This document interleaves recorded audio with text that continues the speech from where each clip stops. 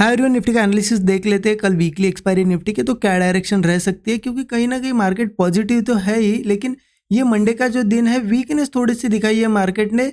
एकदम week closing नहीं ये दी है, या फिर ऐसा कोई बड़ा यहाँ पे सेलिंग मोमेंटम नहीं आया, लेकिन थोड़ी सी वीकनेस दिखी है। देखिए ये हाई मार्केट कोशिश इतना ज़्यादा यहाँ पे साइडवेज हुआ था, लेकिन ये हाई फिर से ब्रेक नहीं हो पाया और ये लो ब्रेक कर दिया। इसका मतलब कहीं ना कहीं थोड़ी सी वीकनेस है। तो कल क्या हो सकता है, यहाँ से अगेन सेलिंग आ सकती है या फिर कहीं ऊपर जाने की पॉसिबिलिटी है, हम देखेंगे। बट देखते हैं कि ये मंडे के लिए हमने क्या डिस्कस किया था। देखिए बहुत क्लियर आपको बताया था मैंने, फ्राइडे भले ही मार्केट गैप डाउन हुआ था, ठीक है गैप डाउन हुआ था, लेकिन क्लोजिंग एक ब्रेकआउट के साथ मिली थी। तो ये मोमेंटम यहाँ पे ब्रेक नहीं हुआ था, मतलब ये जो बुलिश मोमेंटम था गैप डाउन के साथ यहाँ पे अगर नीचे क्लोज होता तो कहीं ना कहीं वीकनेस रहती, लेकिन ये ब्रेकआउट ने हमें बता दिया था कि मार्केट बुलिश रह सकता है और मार्केट गैप अप हुआ भी आज मंडे के दिन।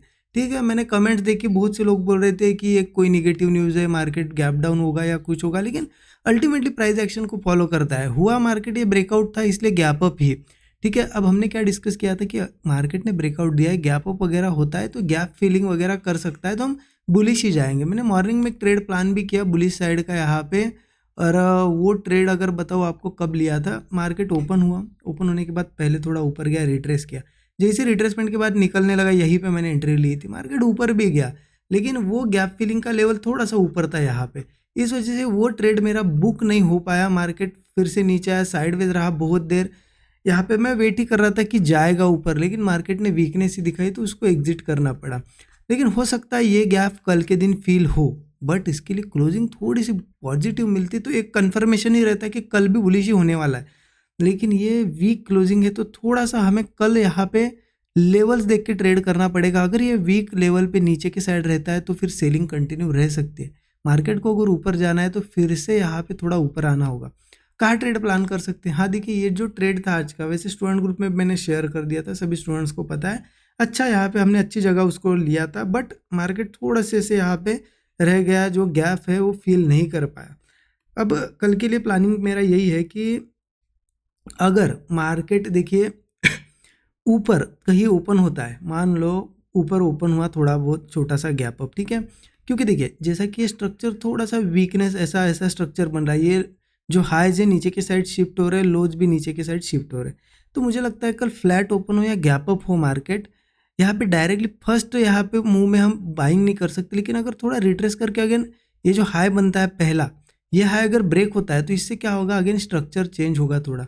तो यहाँ पे ऐसा अगर कोई हाई पहला बना के मार्केट मतलब थोड़ा ऊपर आता है, थोड़ा रिट्रेस करेगा और फिर से जो हाई ब्रेक करेगा, तब हम बाइंग कर सकते हैं।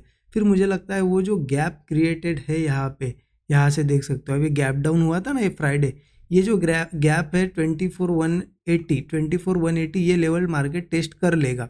ठीक है, ये एक टारगेट है, उसके बाद मार्केट अगेन कंटिन्यूएशन कर सकता है। हाँ, एक चीज़ हो सकती है, मार्केट अगर गैप अप हुआ तो देखिए, गैप अप अगर होता है अच्छा खासा, मतलब ये 140 के ऊपर ऊपर ही या फिर इसके आसपास, तो फिर इतना ज़्यादा वेट करने की ज़रूरत नहीं। हम मार्केट थोड़ा रिट्रेस या फिर साइडवेज होता है, मतलब रेंज बनाता है, ब्रेकआउट बनता है, इसमें भी कॉल ले सकते हैं, क्योंकि ये गैप आज ट्राई किया था, फील नहीं कर पाया, कल ये ट्राई करेगा तो ये बहुत जल्दी फास्ट फील कर देगा, तो यहाँ ले सकते हैं। एक ही चीज़ का ध्यान रखना, अगर बड़ा गैप अप होता है सीधा 180 के आसपास तो फिर कॉल मत प्लान करो, क्योंकि गैप फिलिंग का जो लेवल होता है रेजिस्टेंस लेवल होता है, यहाँ से हो सकता है थोड़ी सेलिंग है। इसलिए अगर बाइंग करनी है फिर तो मार्केट को इसके ऊपर जाके सस्टेन करने दो, फिर यहाँ पे ब्रेकआउट पे बाइंग करेंगे। ठीक है, तो अभी के लिए तो मेरा यही व्यू है। बट एक चीज़ है, यहाँ पे मार्केट ने जिस तरीके से यहाँ पे ये लोज ब्रेक करने की कोशिश की है, अगर फिर से कल यही ओपन होता है, ऊपर जाने की कोशिश करता है, लेकिन फिर से इन्हीं लोज के आसपास आता है और ब्रेक डाउन देता है,